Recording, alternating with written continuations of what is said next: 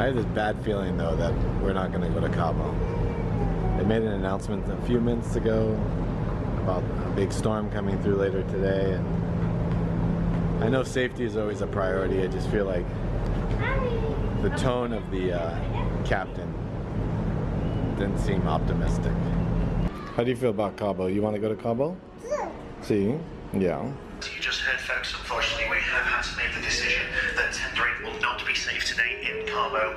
Even though the weather conditions seem okay at this time, they will be deteriorating incredibly fast as the tropical storm is being upgraded on an hourly basis and is expected to become a hurricane very shortly on a collision course with our current position here in Cabo. There go all of our tenders back to Cabo.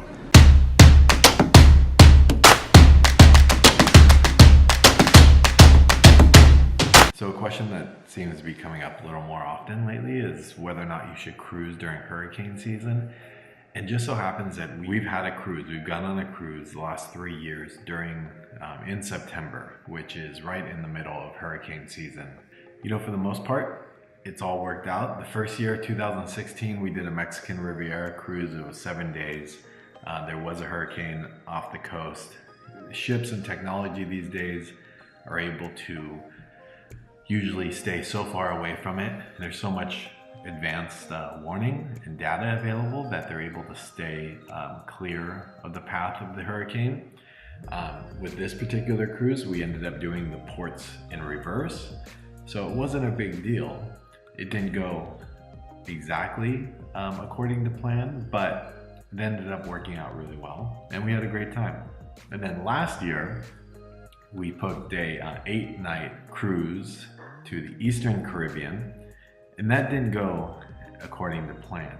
It was right when Hurricane Irma came, and that 8-night cruise ended up turning into a 4-night cruise to Cozumel and back, which wasn't as exciting.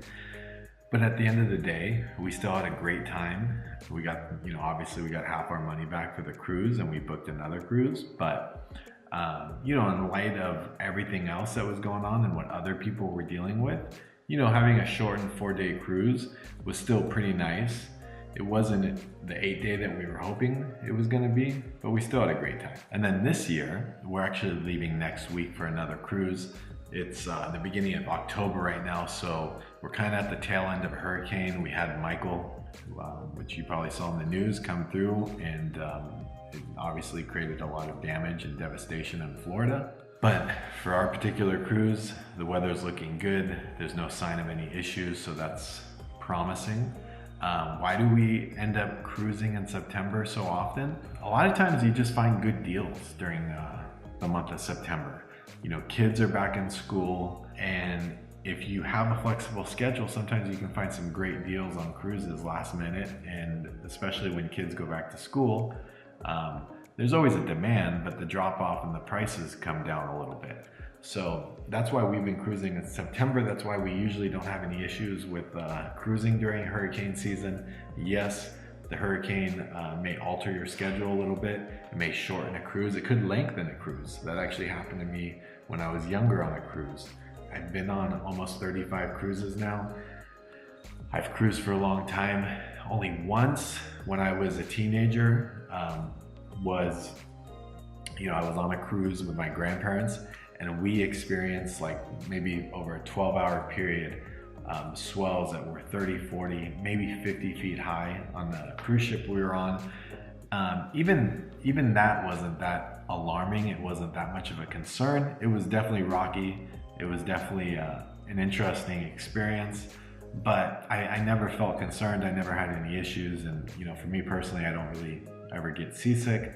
Usually within a few hours, these ships can, you know, maneuver and get out of the path, get out of the way. And especially in this day and age, I think it's very, very, very unlikely for you to be on a cruise ship and get stuck literally in the middle of a hurricane. It's just not going to happen. There's too much at risk. There's too much liability. Cruise ships are going to stay so far away from these hurricanes and just avoid all issues as possible. So my advice, my suggestion is if you have a flexible schedule and you want to look, you want to get a better deal on a cruise, I think September, August, September, October, specifically September, when kids are back in school, I think it'd be a great time to go on a cruise. If you're planning a family reunion and this is going to be like a one-time event where you get 25, 30 people together and this is the only time that you can get a big group of people together to do a particular cruise, then you probably don't want to do it during hurricane season, because there's always a good chance that something will come up or the schedule will be interrupted or changed in some way. So that's my suggestions. My advice on whether or not you should cruise during hurricane season is don't be concerned as much about safety being an issue. Just be more flexible when it comes to your planning and preparation, and if you have a change and alteration, then that's more likely to happen during a cruise during hurricane season.